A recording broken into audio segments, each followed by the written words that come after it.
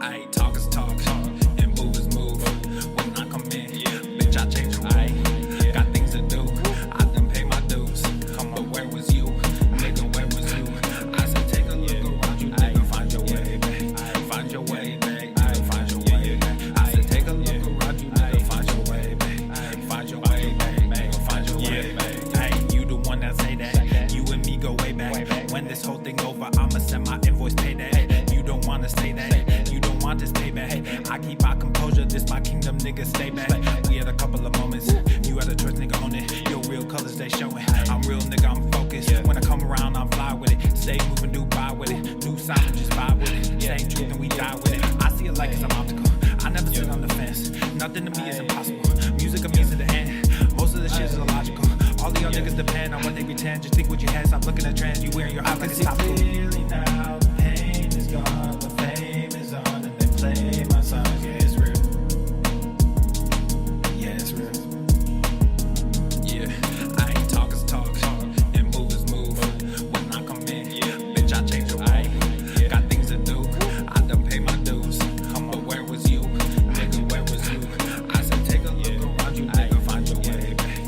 Find your way, babe. Find your way, babe. I said take a look around you, nigga, find your way, babe. Find your way, babe. Find your way, babe. New era, I got y'all. Real gang, we pop off, no knockoffs. Open eyes, we watch out. Mobilize, won't cop out. COVID-19 cops out, don't flop now. Open skies, we fly now. New agenda, they try now. Most y'all getting real scared of the headlines when you find out. End game getting real near. If you don't know, you behind now. Behind the times, government hide behind the lines. Most brands trying to monetize.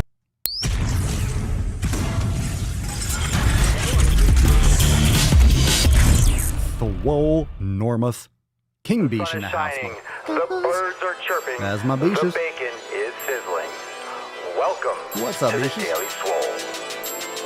Yay. Testing. Testing. Testing. Testing. Testicles.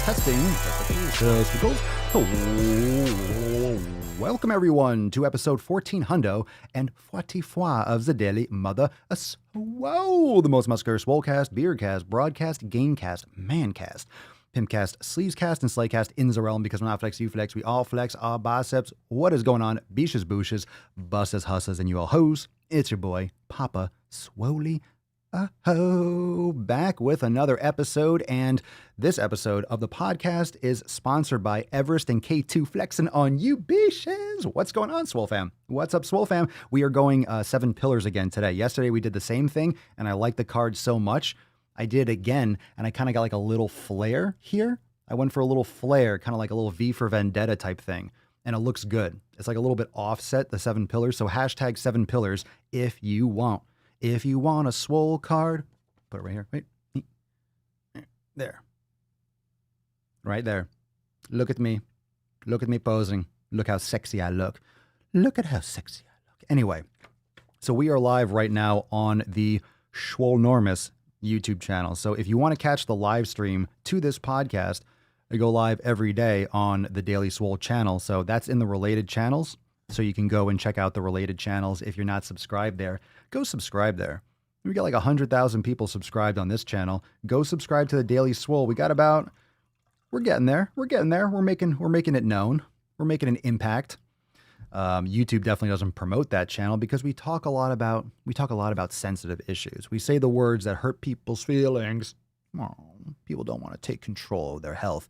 Well, this episode or this podcast will actually get you healthier. It'll help you drink water. We all know that.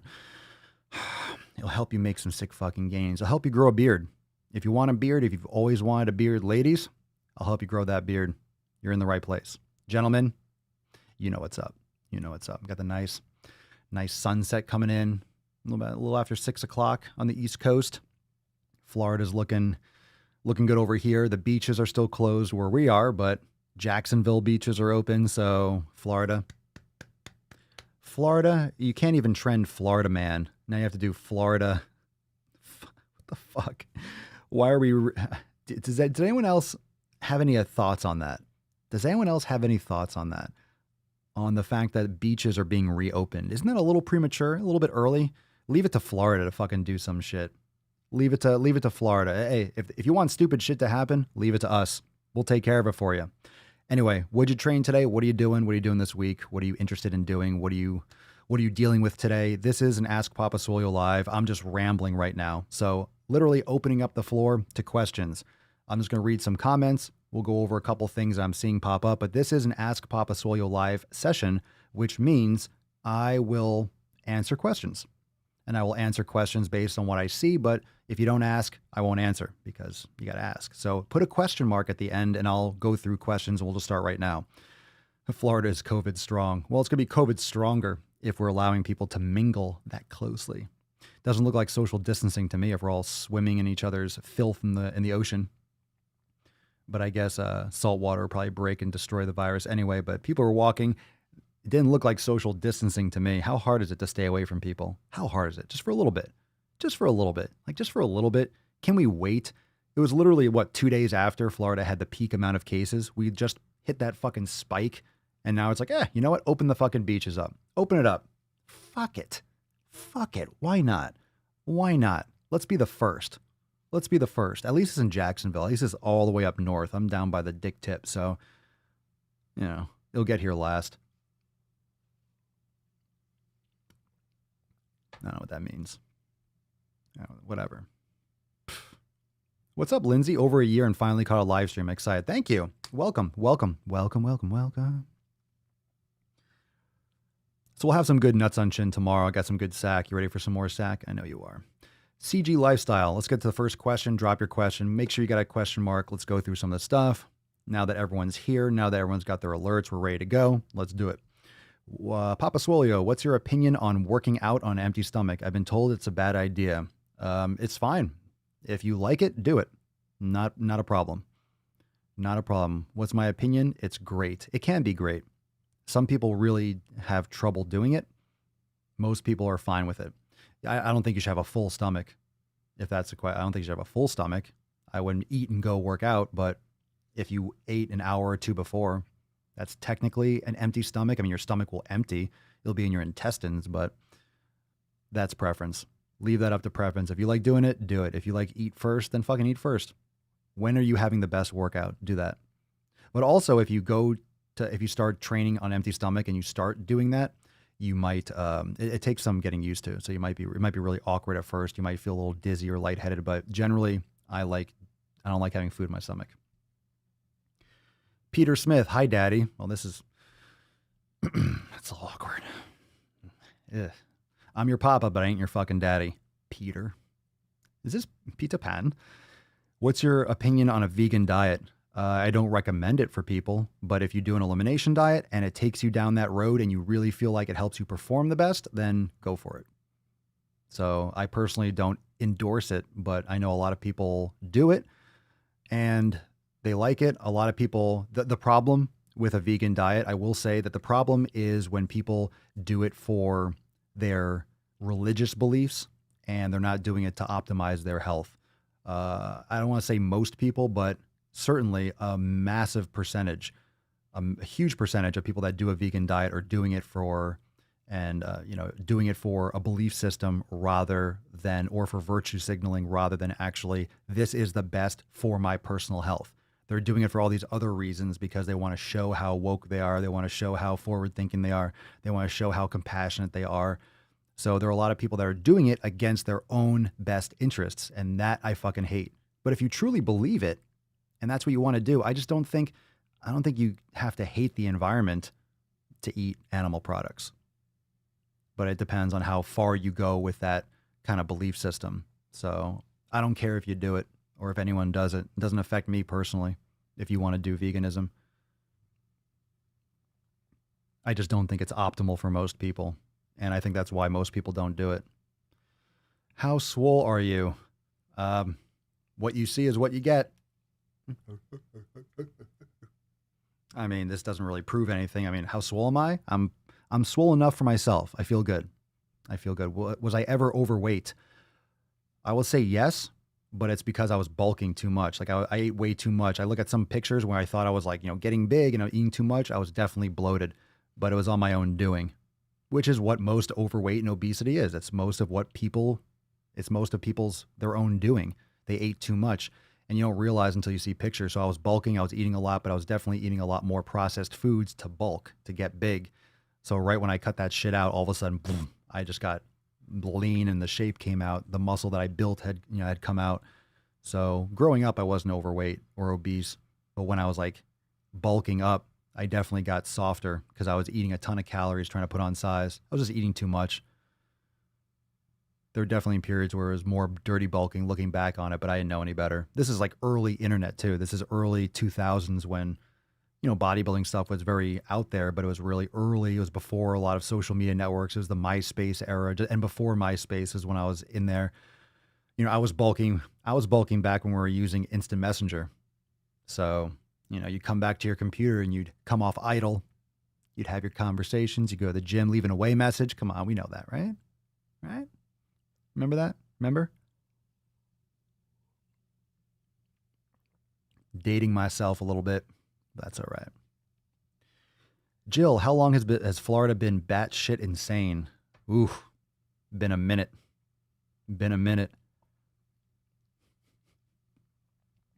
Dawn, any nutritional and lifting advice for the postmenopausal woman? This group is hugely ignored in the fitness industry. Well, we have a lot of people, a lot of women here that might be watching right now, so I'll let you all drop that in the comments below. I think you shouldn't victimize yourself. Menopausal, you should be fucking training hard. You should be training hard. In terms of nutrition, that's very individual.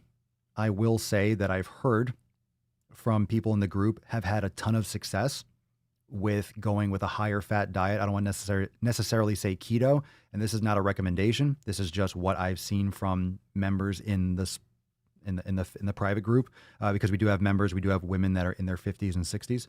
So those of you that might be watching now, you can drop any kind of feedback below. But a lot of success from going more of a higher fat diet and lower carbohydrate. And in terms of training, bone density is very important. So focusing on your mobility, yoga, that's why we have a full yoga studio in Swolenormous X, always talking about yoga, meditation, training. I don't think people need to train that different in the sense that it depends on what you're used to.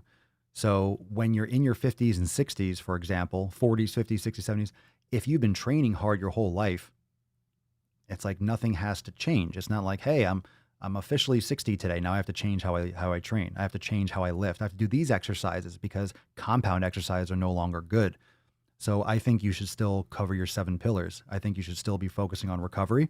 I think you should be focusing on nutrition. I think you should be focusing on mobility, like doing yoga or types of flexibility mobility training.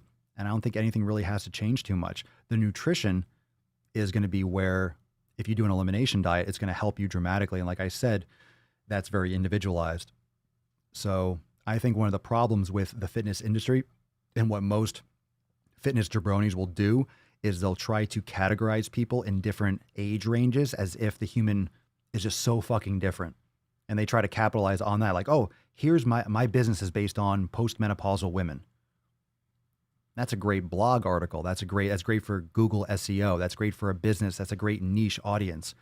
But I don't think it needs to be that dramatic. I think people try to segment and package how humans move way too. I think people just do that. It depends on what you're exposed to. I think it's way too easy and way too commonly packaged up differently just for marketing purposes, and it gets confused and it gets misconstrued as fact because of the way everyone's trying to, oh, if you're overweight, you train this way. If you're underweight, you train this way. If you're a mesomorph, you train this way, all that bullshit.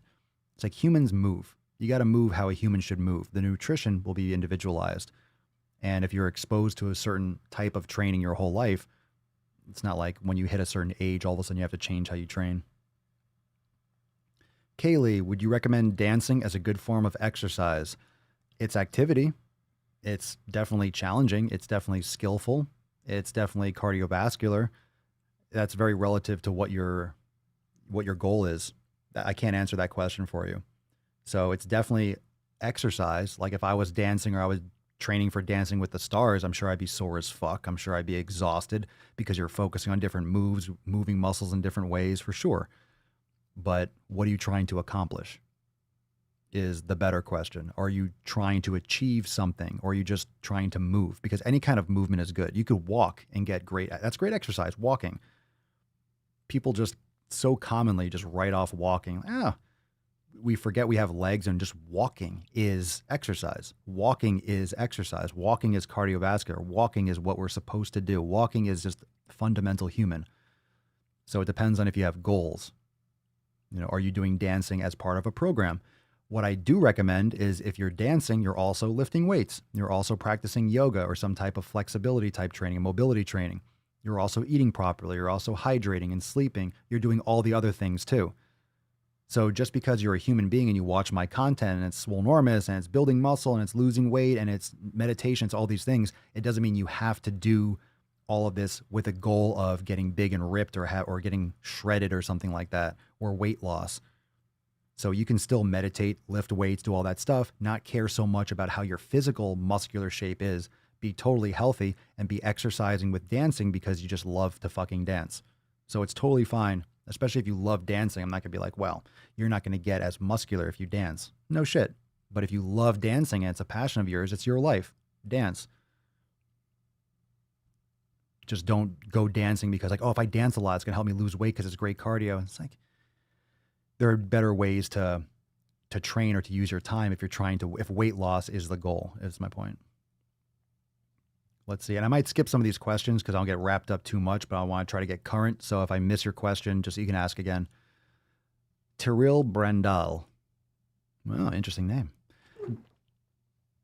Jesus Christ. If you heard that, the door opened because of the air pressure. It scared the fuck out of me. Getting over an eating disorder, underweight, what would you recommend for workouts? Well, so that's kind of like a two-part. So what about the nutrition?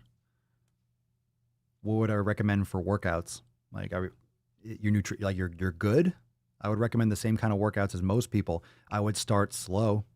I don't know what you kind of gave me information based on eating disorder and you're underweight, and then you jumped into the physical training. So I'm more concerned with the psychological or the nutritional. But if you have that locked down, your workouts should be progressive. I would start with stabilization and balance training. I would make sure your joints are stable. I would make sure you're moving in multiple planes of motion with control.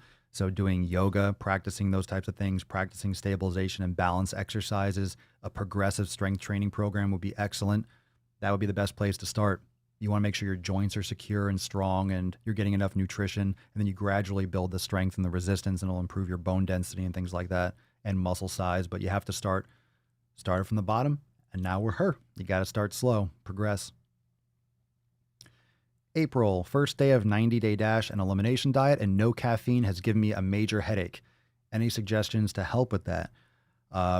Totally normal. You can have some. You can like wean down off caffeine. You can kind of make that a progressive thing, or you just deal with it. You don't have to do them concurrently at the same time. So the 90-day dash, it's a great thing to do together, but not everyone is cut out to doing them together. And the reason, and I've said this many times, the elimination diet is not a performance diet and it's not a weight loss diet. It's literally, you need a lot of attention on that. So when you're adding in so many variables, you're challenging yourself with new exercises, you're challenging yourself with a consistent program, and you're also, cutting out a ton of foods that are going to throw off your balance, like psychologically, chemical wise, and also just nutrition wise. So you're giving your body a lot of different stresses, new stresses, not necessarily a bad thing, but, a lot more hydration. Let's see, you could change off for some tea. Maybe you would like some tea instead. I know it's the caffeine, but tea has lower levels of caffeine. Maybe something like that would be a nice transition. Maybe you would ramp down. Maybe you can mix in, do a half and half, do half black or half caffeine, half calf, right? Decaf, kind of wean down off the caffeine. Maybe that's something that you prefer to do more progressive. Anyone else that has suggestions can drop them below. But that's usually that kind of withdrawal symptoms, because coffee is, caffeine, it's a drug. It's just a very acceptable legal drug that we've accepted ubiquitously in our culture, but it's still a drug. It still gives you it's a stimulant. So it's kind of like that process of undoing that. It's very common to get headaches. So if anyone else has more feedback on that, but usually people just have to go through it for a couple days.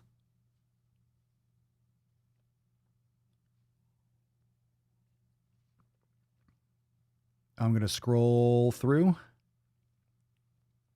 Let's see. D2H. Do you believe in performance over aesthetics? How are you defining performance? And aesthetics are a result. So it depends on how you're defining aesthetics too. And what I mean by that is, do I believe a six-pack is necessary? A six-pack is not necessary for health. Like, I don't really believe in either. I believe in health. But at the same time, aesthetics are important to people and can be a telltale sign of what you're doing with your body. If you look good physically, chances are you're taking care of yourself. But a lot of the habits that you're doing on the daily will lead to improved performance, will lead to improved aesthetics. And aesthetics are so subjective, and those change with cultural times. So it's hard to, you can't just say, oh yeah, the way you look. Well, I see the way you look in many ways as a resume. If you're morbidly obese, you look morbidly obese. You obviously don't take great care of your body. So if you look better, it's a potential sign that you take care of yourself. You could be pumping yourself full of drugs. You could be eating shit food. You could be on tons of stimulants. So it doesn't mean that just because you look good that you are healthy. So I believe there is a nice Venn diagram that puts everything in the center. Performance can have, like, performance for what? Strength? Well, strength to what outcome? If you could bench 200 pounds, great. But if you bench 300 pounds, let's say the same person benches 200 and the same person benches 250. Are they that much healthier when they bench 250? Maybe not. Are they stronger? Sure. They're absolutely stronger relative to them lifting 200 pounds. What's their body mass? Are they a heavier person? Do they have more muscle? Maybe their relative strength went down. They're actually lifting more on the bar, but they're actually weaker according to their own lean mass. So there's all these little nuances and contextual that will factor into that. So performance is great. Aesthetics are great too. You can't deny them. Pretty much everyone that works out, you want to look good too. But looking good and feeling good oftentimes go hand in hand. If you feel good, you're going to work out more. If you feel like you have more energy, you're going to want to do more things. You're going to be more active. You're going to be more positive. You're going to have less stress. It's going to mitigate cortisol levels. You're going to store less body fat. You're going to bloat less. You're going to have more positive energy and more positive interactions with people. So you're generally going to store less body fat. You'll lose more weight. If you feel like exercising, you'll exercise more often.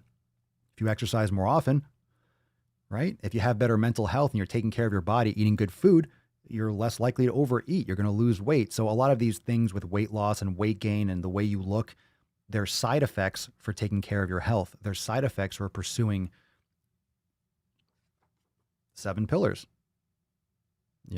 The things that we talk about: community, nutrition, training, recovery, mobility, mindfulness, and consistency, doing those things regularly and individualizing that for your life. So it's a long-winded answer because I don't have all the context for your question, but I don't think it's necessarily either one of those. It's those two things in addition to other things. So performance might mean strength, it might mean endurance, but at the same time, how much do you need? When is it diminishing returns? Deadlifting 300 versus deadlifting 5. That's why I stopped caring about strength after a certain point. It's like, well, I'm not going to keep on powerlifting. Like, I don't care if I keep on going up incrementally until my back breaks. There's a point of diminishing returns. You just don't need to. You have impressive? Oh, thank you. JM, you have impressive delts. Do you have any advice on how to bring them up? They are one of my weak points. Focus as much as you can on the posterior deltoid and the middle deltoid. I don't do a lot of work for the front. I rarely focus. Maybe I finish some stuff on the front. It gets hit enough in chest pressing movements and things like that. And if you do kettlebells or overhead, you don't need that much. Most people start with overhead pressing. I rarely, if ever, do overhead pressing. I do some. You don't need a lot of that. Especially if you're doing a lot of chest, doing a lot of incline, you're getting a lot of anterior deltoid. I always start my workouts with posterior and middle. Oftentimes, that's all I do. I don't even do the front. You get that 3D look, and that's why, like, when I'm pumped up, I look like I'm saucing because my posterior deltoid juts out like a point. And a lot of people that do take anabolics, when they inject, you have a lot of androgen receptors in your shoulder. You get like that real hard fake look. Mine don't look fake. It's just that for the last 15, 20 years, I've been crushing my posterior deltoid. Every time I do upper body, I'm always doing prone presses. I'm doing posterior deltoid like cable crosser. Now with bands, I'm always smashing my posterior deltoid. So that's the aesthetic look. So when you look at my physique, I always bodybuild. but not from the sense that I care about bodybuilding and proportion from like a posing standpoint, but I always bodybuild in the sense that every single muscle deserves focus. Every single muscle should be developed to fit proportionately, strength-wise and aesthetic-wise, to its neighbors. You shouldn't have overdeveloped anterior deltoid and then no back shoulder. It looks fucking terrible. You shouldn't have a huge upper body and no legs. It looks terrible for a reason. You're imbalanced. And yoga helps align you and all these things. So I always bodybuild in the sense that every area of the body needs focus and needs attention. So it's more important to focus on those areas that provide that kind of complete picture. And most people ignore the back because you're not looking in the mirror. Your head doesn't turn around like an owl. You can't see behind yourself all the time. People are always looking for the chest and the abs and the front.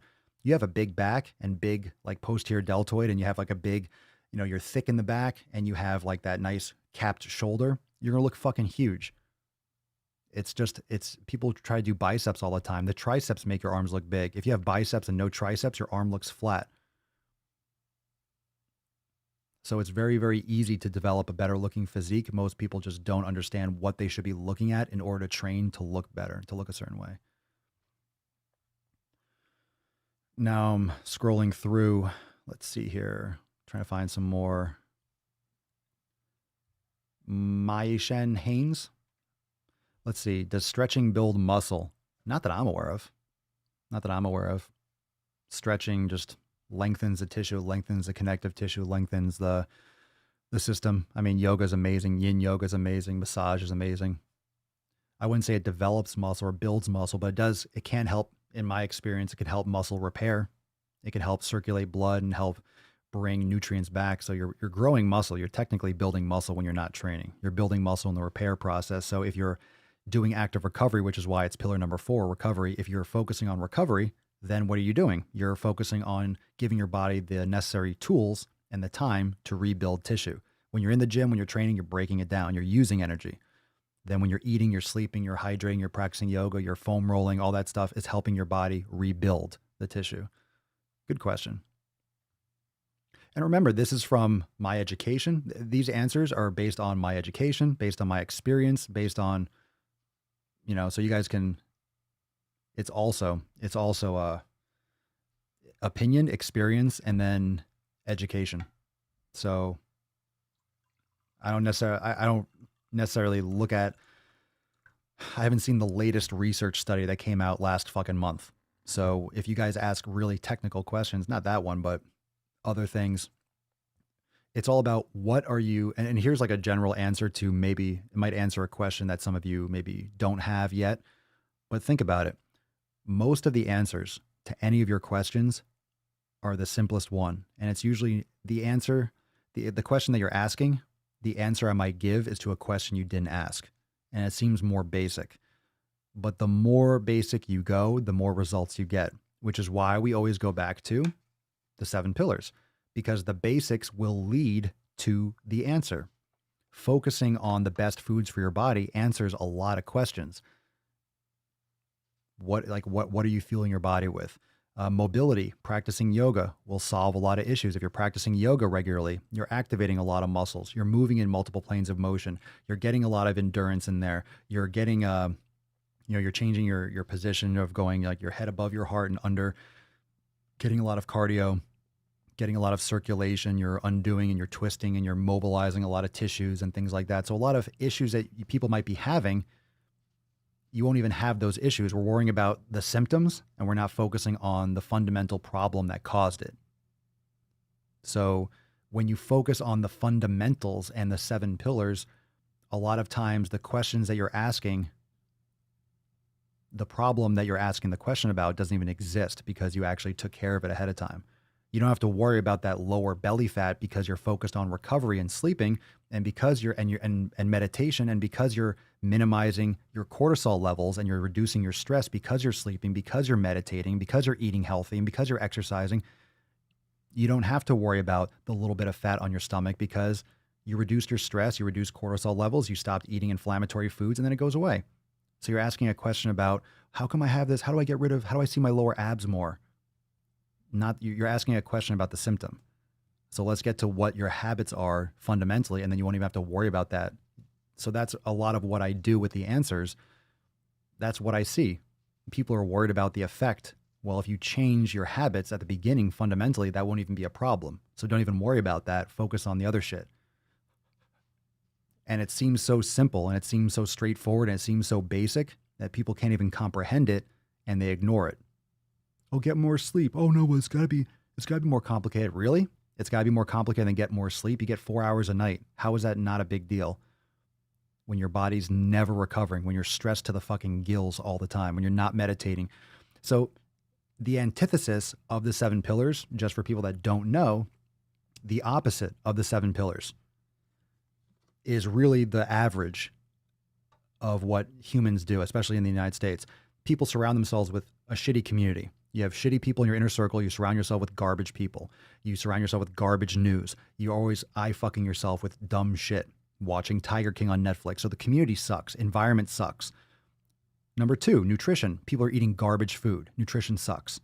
3, training. People, they might be training a little bit. Okay, maybe they're walking. Maybe they're doing the wrong thing for their body. They're doing the wrong thing. It doesn't map to their goals. Maybe they're trying to jump in too strong, or maybe they're not putting enough effort. So training is okay. So let's say you're training perfectly. Let's say you got pillar 3 down. Great. Recovery. People aren't sleeping. People aren't hydrating. People aren't programming properly. They're not taking enough days off rest. They're not doing enough yoga, which is pillar number 5. They're not doing any mobility. Stiff as shit. Pillar number 6, mindfulness. People's brains are not meditating. People are stressed out like crazy, totally anxious all the time, having terrible relationships, having terrible thought processes, really negative thoughts, which can lead to binge eating, which can lead to not training, which can lead to hanging around with bad people, which can lead to not sleeping well. All the things I mentioned, that's every single fucking pillar. And when you hear me say it out loud, that's pretty much everyone in the United States. Everyone. That's so many people. So then you tell me why people don't get results, because they're not doing anything. They're not doing anything right. It's not a shocker why 40, 50% of the population is overweight or obese. And that's why we're having such fucking problems, because people are unhealthy. They're fucking dying because their bodies are weak, because they're not healthy. Good rant there. More questions. Jen, is there a safe way to do squats and bench press without a spotter? I'm doing swole season. I keep increasing my weight. Last week, I couldn't get my last rep and I dropped the bar on myself. Well, obviously, no. You need to have supports, straps, or get a spotter. And it's safer to use dumbbells. There's a couple different ways. I'm not going to tell you to not use a spotter because no, there really is no safe way, honestly. There's no safe way unless you have supports. It should only be you have supports, you have 1, 2, or 3 spotters, but how many people have access to that? So you could have supports on the sides, so you're able to get out. If you can't make it up, you can boom, rest the bar on the supports. Dumbbells, you can still drop a weight on your face, but dumbbells you can drop off to the sides. So it's safer even if you hit like a peak. Just don't go quite to max. You can do just more volume rather than sets to failure. Like I wouldn't be doing any sets to failure like that. Dumbbells can be a problem if you have power blocks. You can't just throw them and drop them. You'd break the fuck out of them. So that's really dangerous. Like you can kill yourself. That's no laughing matter. So you'll have to just do more volume and not go quite to failure, or get a spotter. Or like I mentioned, it's still not like an ideal situation to have supports and have no one there, but you can get supports. You can protect yourself. It's safer to go to failure, safer, because if you drop it or you can't do it, it's there. You can get out. The problem with dropping a bar on your chest is if you get stuck, you can't do anything about it. So that's where a lot of people don't put those end caps to hold the weights on, which is also dangerous because then the weight can slosh around. You can lose stability and hurt your shoulder or something like that. But if you have the supports on there, you can't get the weight off. But if you don't have any end supports, you can lean and the weights will slide off, but then you can break the floor, you can break the weights, and then you're fucking sliding back and forth. You can hurt yourself. It's not safe without a spotter. It's reckless for me to say that there is any way to do it that's safe without a spotter. There are ways that are safer than others, but to tell someone to bench without a spotter is just professionally reckless. So I won't do it, but I know a lot of you are. So if anything, you need those. You need a squat rack, you need a power rack with support. So in case you do have that situation, you're not getting crushed.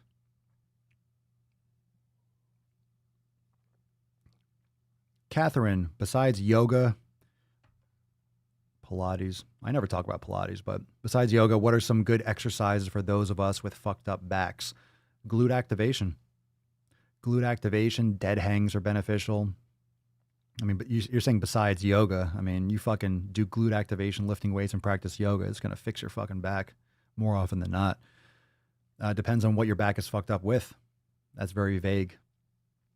I mean, a fucked up back, what? You strained a muscle, you have fused vertebrae, you had 10 back surgeries. I mean, there's every single shade and option under the sun for your situation. Like saying you have a fucked up back, that's super vague.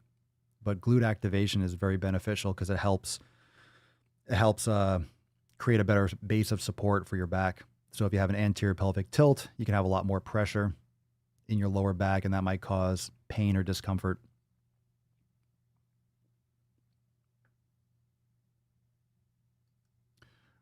Jay, what protein brand do you recommend to take? None. I don't take any protein supplements. You might I take a collagen protein sometimes in my coffee or something because I like the taste and it tastes delicious, and collagen is a beneficial thing, but in terms of like a whey protein, I don't take any of that stuff anymore. So if you're eating quality foods, I mean, I get fucking plenty of protein. And you should be focusing more on getting plenty of protein from your food as long as you can help it. Everyone else can drop comments below, but I don't do protein supplements myself. I don't do whey protein or take anything in that sense for my protein requirements, which I don't measure, by the way. But I eat plenty of steak and stuff. I get plenty of protein, so don't worry about that personally.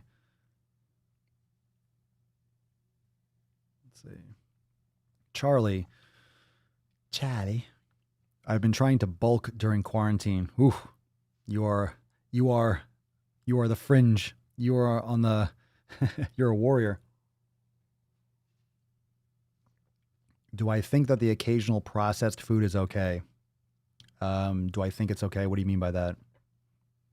Does the 40-30-30 split work? Arbitrary. Those questions are irrelevant in my brain.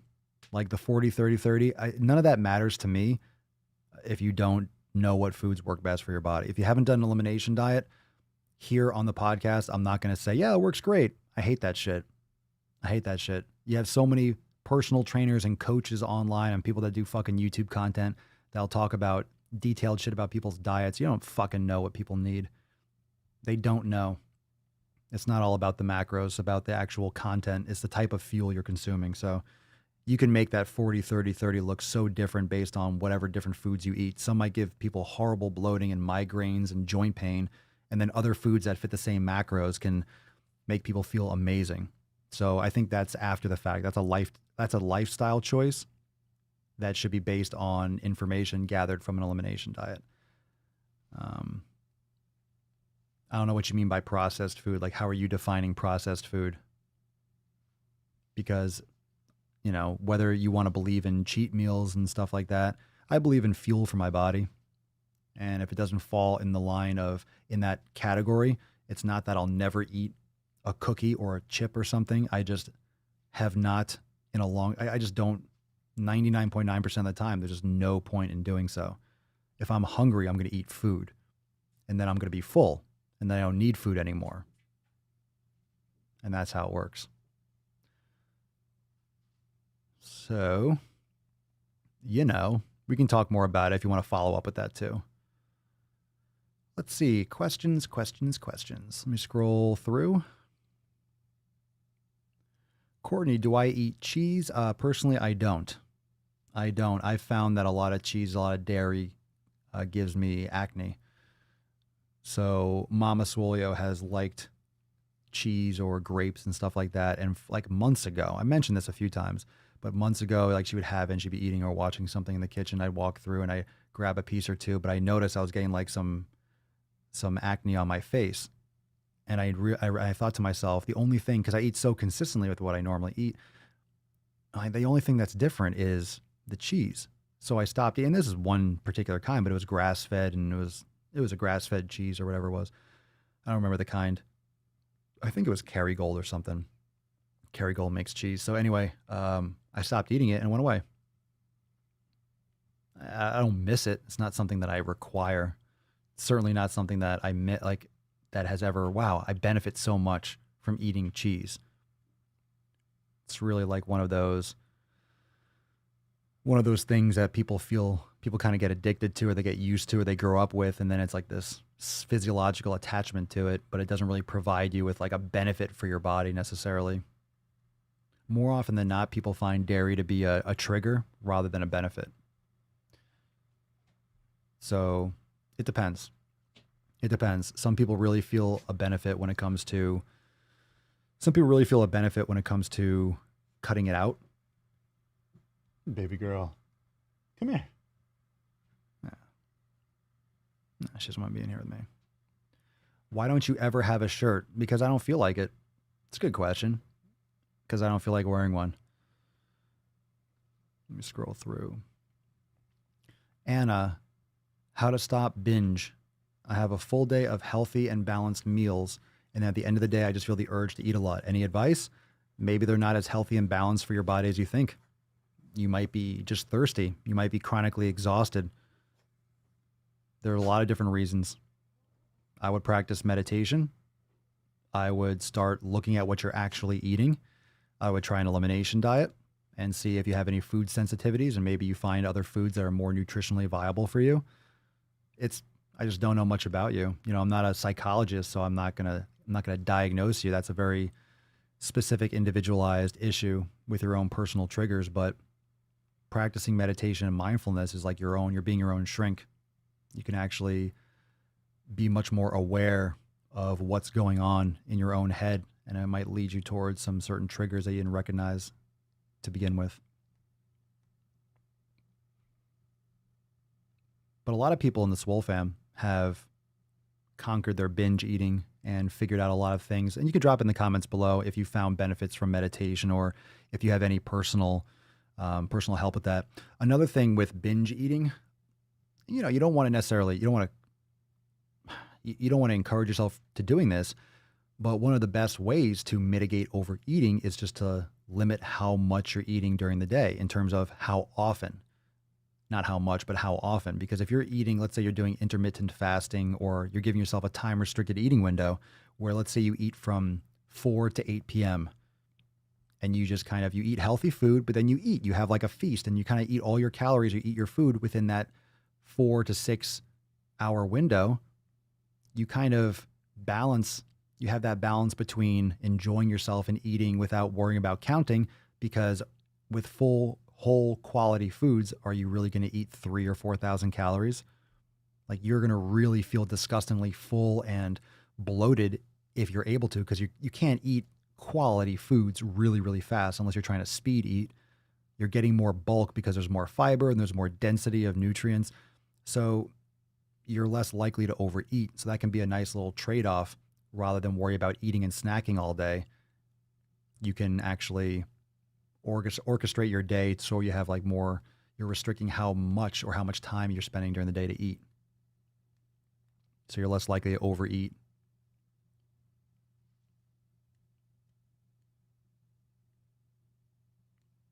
It's hard to put that kind of question into like a sentence or two, so it's hard to include all the information. Whiteout Hamstra. Got my 50-pound dumbbells today, heaviest ones in my collection at home. What are your thoughts on continuing strength training at home when this is all over? In terms of what? Like me? Like, am I going to go back to a gym? Me personally, or for other people? Catherine, tips on working triceps when using resistance bands. Tips on working triceps. Sure, it's awesome. Play around with angles. Make sure you hit them all. I mean, you can hit all 3 heads of the triceps with bands wonderfully. I love bands for triceps. I mean, tips. What tips do you want? Fucking do it all.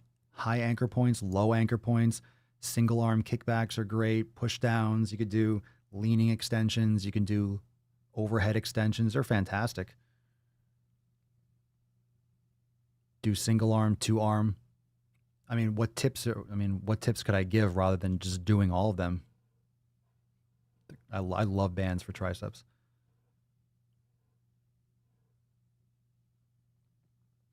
Let's see. I'm gonna scroll down to the I'm gonna scroll down to the end. I'm gonna get current. So I probably skipped a bunch of questions, but otherwise I'm gonna be living in the past. Let's see. Perry Facts. What are some good workout tips for someone who can't jog or run or do squats yet? I recently had knee surgery and can walk just fine, but can't do much weight training and can't run or jog yet. Cool, do yoga. If you're clear for yoga, practice yoga. It's excellent. Make sure you're cleared for it, but yoga would be amazing. I hope it'd be amazing for you. Let's see here.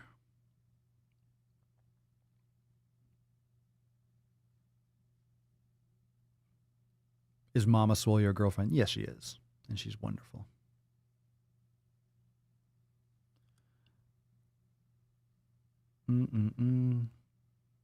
Scrolling through. Let's see. JC Chaos 9. Hi, I'm 14 and a little chubby. I'm very unmotivated due to bullying and whatever. And I comfort eat. Is there any way I can lose fat? Fat fast? Is that a spelling error? Fast and not have to exercise excessively? Well, stop thinking about things as fast.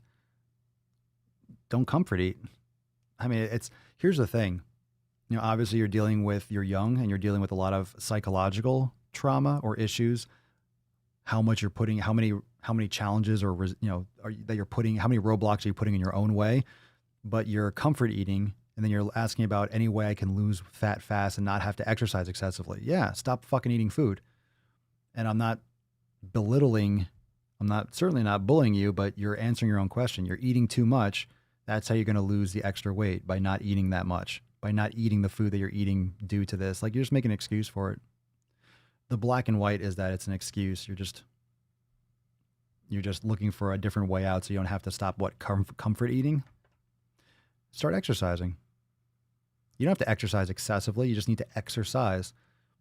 And this is this is the problem with a lot of this fat acceptance stuff. Not that JC Chaos, not that you're a part of the fat acceptance thing, but the videos I've been making on this channel is because it goes to that extreme. Is there any way I can lose fat with not exercising excessively? Yes, by exercising normally.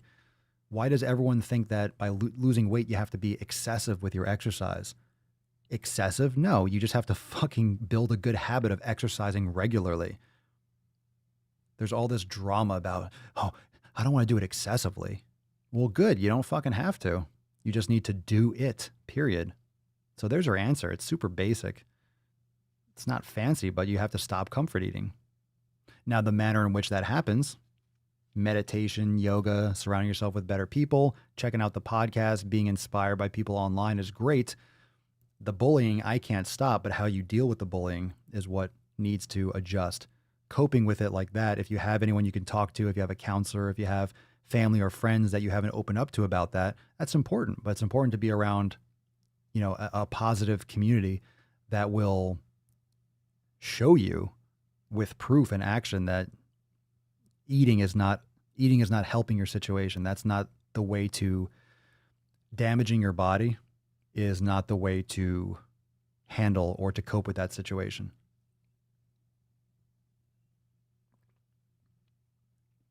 So hard to have a one-sided conversation about something that's so deeply psychological, and you're 14, so you're super impressionable, and it's a tough time, and there's no easy answer for that.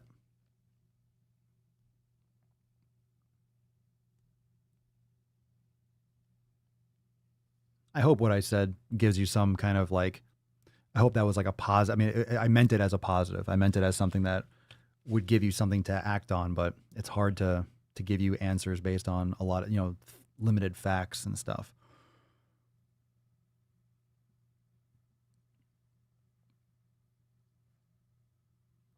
Well, that's the question. What would be considered excessive? I don't know what, and that's perception. Because what I do for training, a lot of people would look at that and be like, oh my God, that's excessive.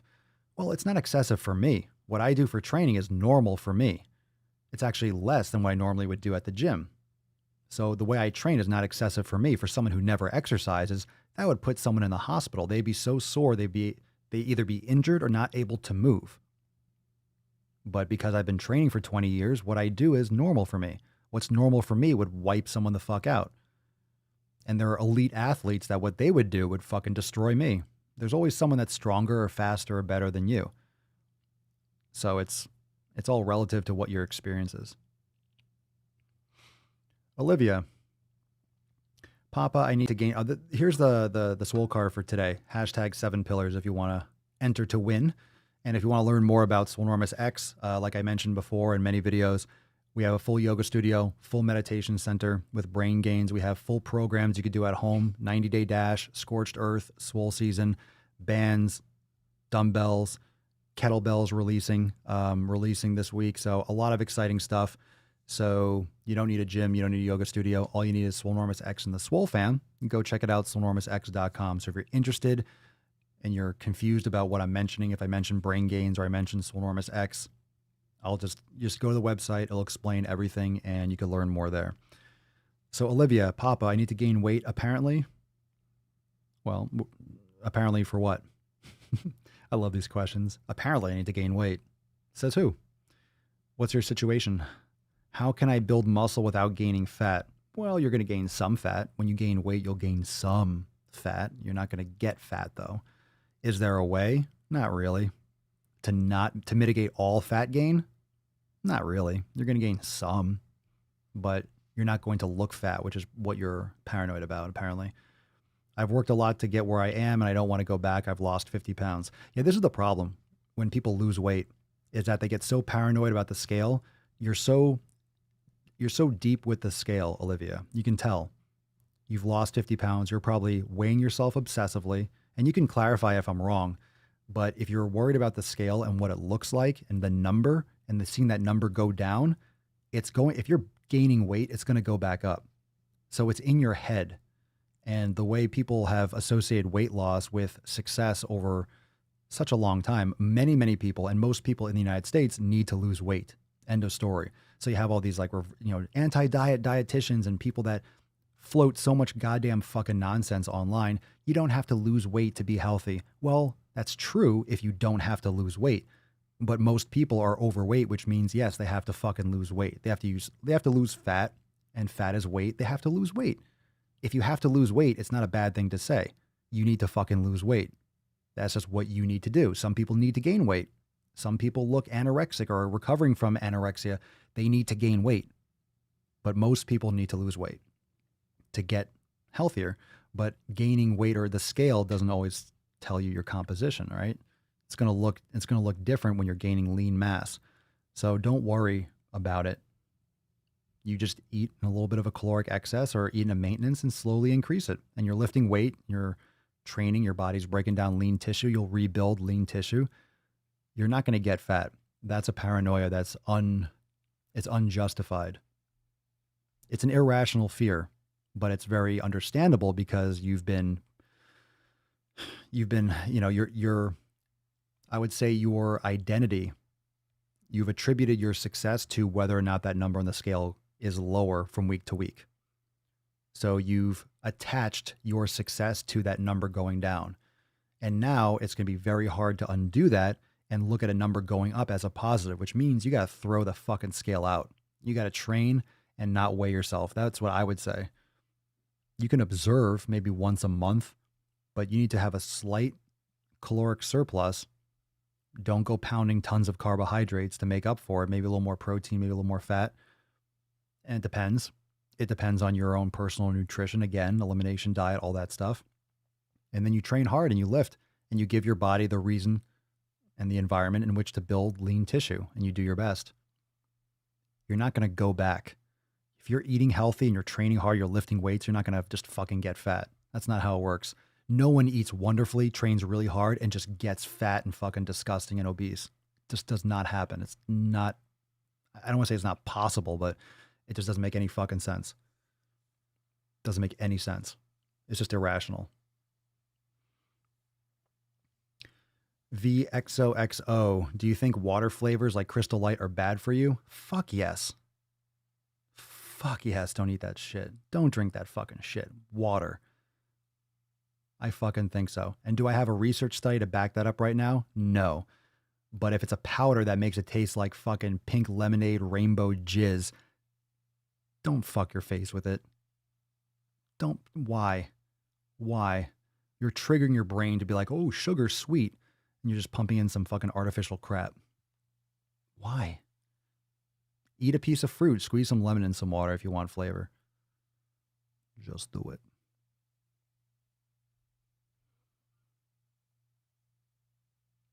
Perifax.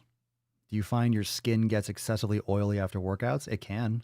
Is there anything you do to prevent that? Just wash, clean yourself. Don't let all the oil and the sweat sit on your skin. I wouldn't say it gets excessively oily after workouts. You know, oil on your skin and oil production, that can also be nutrition related as well. Because ever since, and here's, I mean, we're talking about skin, I'm just thinking, whenever we talk about skin quality, when I started eating really, really clean, in other words, when I stopped making justifications, because you see some of my old videos, I used to eat Sour Patch Kids even within like 3 years ago. I used to eat them before workouts. Yeah, get a little carb rush for a pump. It just turns into like an addiction. You just get used to eating sugar all the time. It's just pure sugar. It's gross. But when I really started not making excuses for anything, I just started eating food like 100% for fuel. I was already eating really clean, but that was like a major vice. Got rid of it and haven't looked back. Don't miss it. And what you notice is what you eat and how you take care of your body, your skin and the way you look is just a reaction from that. Like everything has cleared up. Like I just, when I take care of my health, when I take care of my body, my skin, it just takes care of itself. I don't get excessively oily. I don't break out like crazy.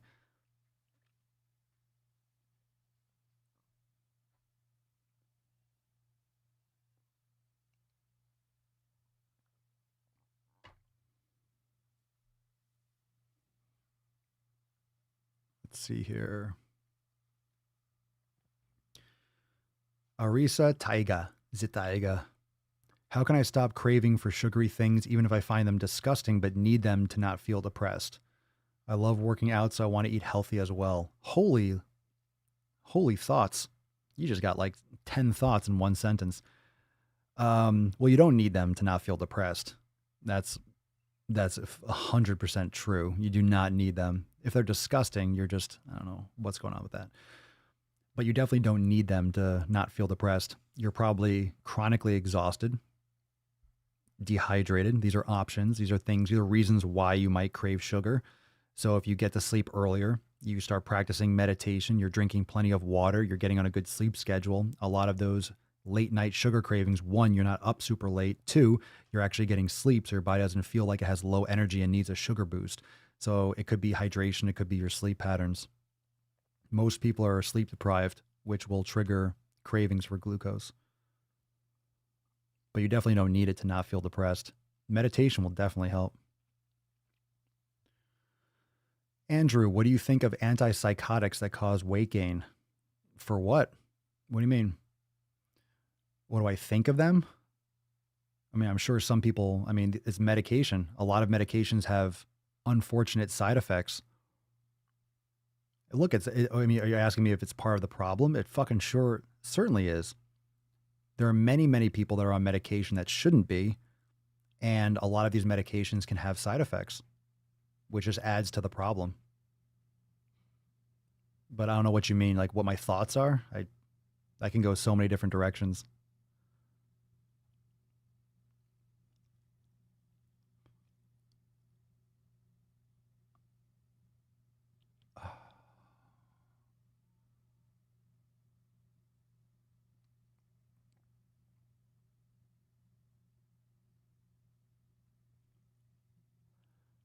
If I miss your question, you can ask again. I'll take a couple more. Let's see. Olivia, I'm obsessed with seeing the number go down. I'm too skinny. Well, I mean, if it's justified, if you need to gain weight, it's like, cool. I mean, people around you are going to get worried. Here's the thing. I don't know your situation, so I don't want to say one way or the other. But a lot of times when you're overweight, most people don't realize that you're really overweight because they're overweight too. And they're used to the way you look. So when you lose a lot of weight, you might not be underweight potentially. And people will be like, oh my God, you lost so much weight. You need to eat some food. They're just used to seeing you the way you were, or they are in denial that because of their own lack of initiative to take better care of their health. So a lot of times when people lose weight, it's not that they're too skinny. It's that most people are too fucking fat and they're just remembering what you used to look like. And if you lost in a short period of time, they're going to say stupid shit like that. Like, oh my God, you're so skinny. Oh no. Again, I don't know if you actually are too skinny because you definitely don't want to be underweight either. You don't want to be really unhealthily underweight. But people do say a lot of things. So I'm not saying that they're wrong, but I'm also not saying that they're right.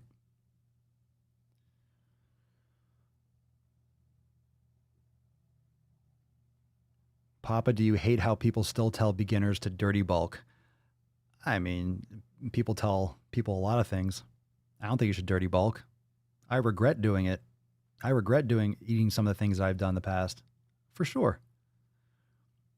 I have neural tissue damage and I can't squat at all for the foreseeable future. What's the best non-axial loading leg exercise? The best? You can't squat, so you can't axial load. Can you do body weight?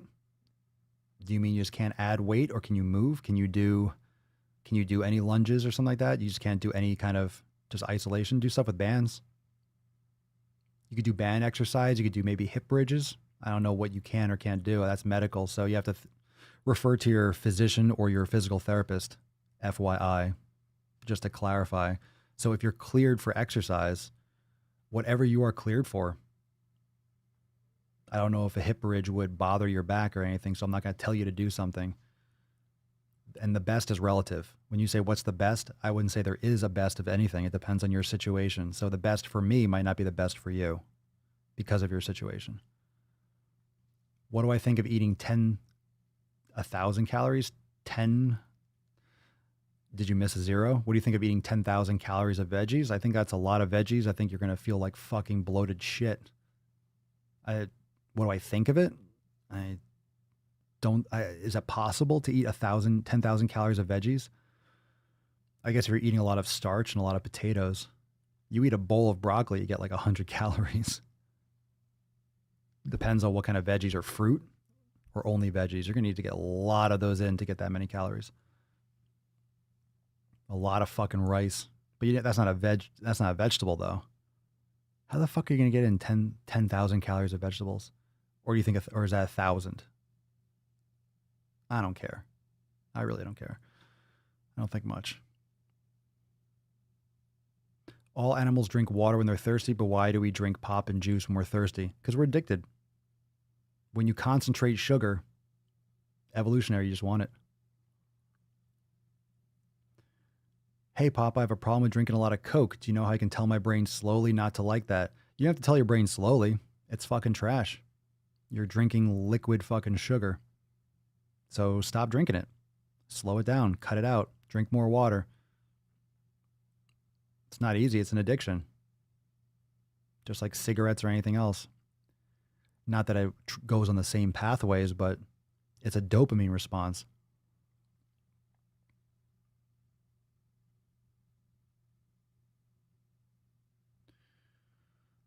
All right, here. Dun, dun, dun, dun, dun, dun, dun, dun, dun.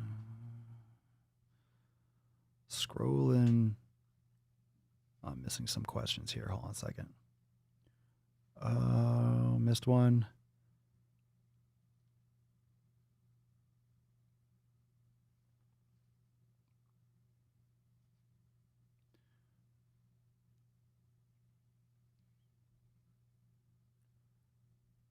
The one dislike. Oh, who disliked my video? Oh no, the one dislike is from Tess Holiday. I scrolled to the bottom. is soda water just as bad as the sugary sodas? You mean like carbonated water and sodas? No, it's not as bad. You don't have the sugar in it. It's a very vague thing. Like, no, against, to say bad, good or bad is such a weird word. Such a weird word, such a weird thing.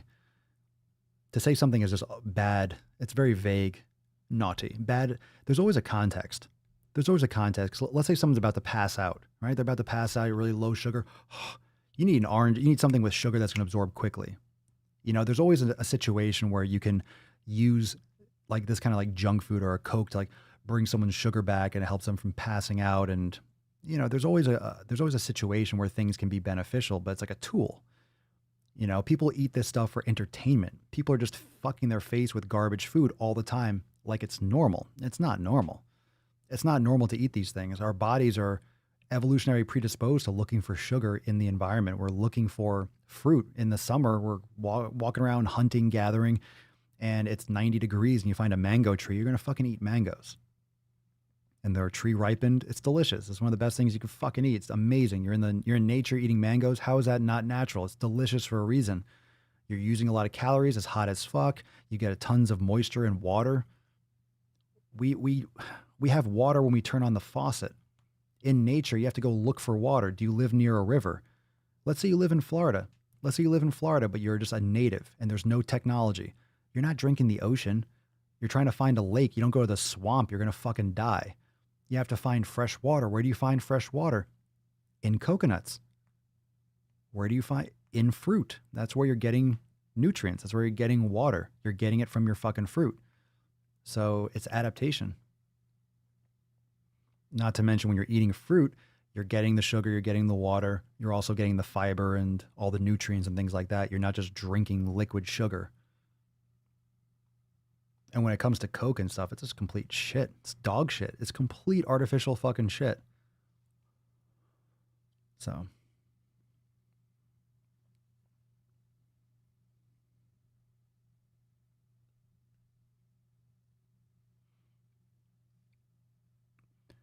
It's very hard to stay motivated without the gym, trying my best to do push-ups and stuff. Just taking 1 gram per kilogram of body weight of protein. Will this maintain my gains? I don't know. Who knows? Your overload and your caloric intake will manage that as well. If you're not doing the same kind of overload, if you're not going to the gym, you're just doing push-ups and planks and crunches, you're not going to maintain all the muscle that you built at the gym with heavy weight. It's just not possible. Your body doesn't have the same overload. You're not just going to maintain muscle. You'll lose muscle mass. If you're not lifting 500 pounds anymore, you're just don't have the volume and the overload. Your body's not going to maintain adaptations that's not using. But they'll come back once you go back to lifting heavier weights. Your body will adapt to the stress that you put upon it.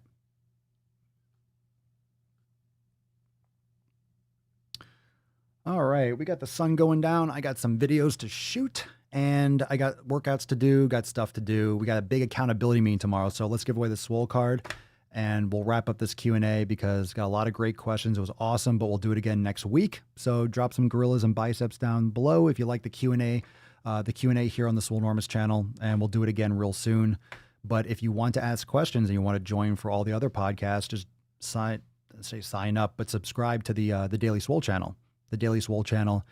We go live every single day. You can ask questions and join and listen to the discussions. And we take questions every day. We go over a lot of different topics. So if you have other questions, you can drop it there and come follow over. And let's see here. All right, let's do 7 pillars. Let's give it away. Let's give away a little 7 pillars, shall we? Let's go. 7 pillars. And if you want to learn more about Swolenormous X, you go to swolenormousx.com. So it's all good. You all know that. swolenormousx.com. I talk about in every video. Scroll in for the 7 pillars. At the buzzer, Kim Sato. Congratulations, everyone. Say congratulations. And this comment was, what, 7 pillars are what we need to focus on health. Tried to help a friend, but she doesn't listen to me. Going to start posting Papa's videos to her the next time she has a pity party. Well, I don't pick the questions. I don't pick the the comments based on the comment, but that's good advice. Share the videos. Share something. If you don't want to say it to someone, share one of my videos, and maybe they'll get the hint indirectly or directly. So send us an email to support@swolenormous.com, and with Swole card 1444 in the subject. So everyone say congratulations, Kim, in the comments. Say congratulations. There you go. Very nice. Be nice. Be nice. Just because you didn't win, Come on, stop whining. doesn't mean you can't win tomorrow. So those of you that are Swolenormous X members, we go live tomorrow at 12 noon Eastern time, new releases, all that good shit. So make sure that you are there for that. And I'll see all of you back on Tuesday. So tomorrow, private live stream for members only. If you want to join, you can get started for less than $3. The Swole fam, you get access to the private group and you get access to the live streams. Everyone else, we'll see you for 1446 on Tuesday. But tomorrow, fam, 12 noon Eastern time, 12 noon Eastern time, 12 noon Eastern time. New releases accountability meeting. I'll see you there. Congratulations, Kim. And thank you, everyone, for joining me for episode 1444, Ask Papa Swolio Live, the most muscular Swolecast, Beardcast, Broadcast, Gaincast, Mancast, Pimpcast, Sleazecast, and Slaycast in the realm. Because when I flex, you flex. We all flex our biceps. Thank you for watching. See you tomorrow. Peace, McGee's, Deuce, Magoose, your boy, Papa Swolio. Oh, oh, oh, oh, oh.